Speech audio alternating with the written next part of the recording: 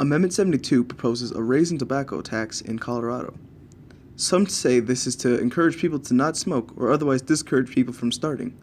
Others say this is unnecessary. But how does this act impact Rangeview students? As of now, Amendment 72 has already been denied. But it's important to see what mindsets built to this amendment not passing.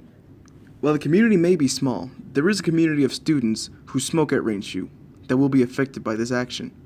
The Raider Review asked, how will the passing of Amendment 72 impact these students? We started by asking the simple question to many throughout Rangeview. Do you support Amendment 72? Do you support Amendment 72? I do not support Amendment 72. Amendment 72 proposes a tax increase on tobacco in Colorado. Do you support this? You want me to show her where she is? I guess not, no. You don't?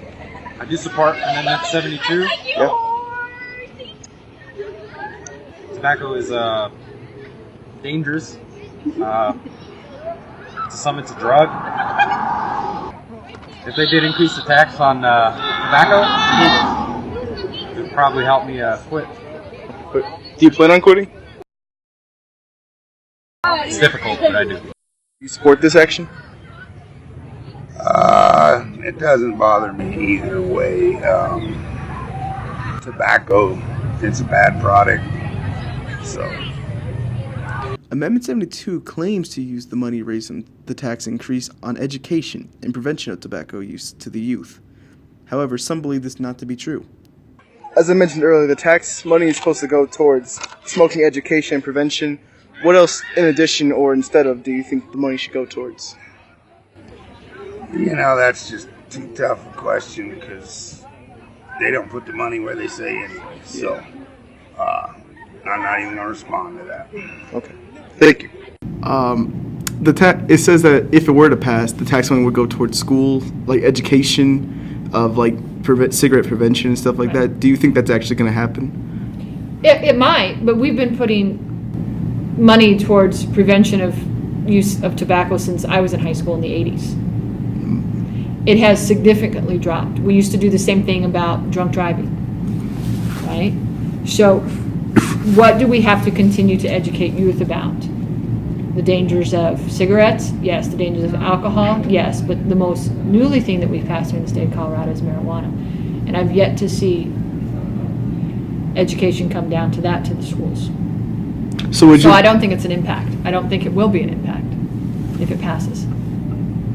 Would you like something for like Amendment 72, but instead of for tobacco, for like marijuana?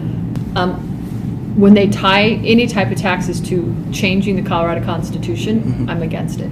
Because it ties your hands with how we deal with state law. Yes, there needs to be funding increase for educational programs around tobacco, marijuana, and alcohol, but it needs to be through the use of sales tax or through propositions which are statutory law, not connected to our Colorado Constitution. How do you think the money should be spent in addition to or instead of? Well, I believe like some of the tax money should just go to like poverty areas. Like, I mean, there's a lot more poverty areas that I know than there are like rural areas, and I believe that should be helped as well. You know, so the biggest question is where does our tax go to besides like education, which it should go to education. I think it should. As the election came to a close, Coloradans denied Amendment 72, with 53% of voters voting against the passing of the amendment. The price of cigarettes will remain the same, and the lives of students should proceed as normal. This has been Jalen Dunbar, signing off.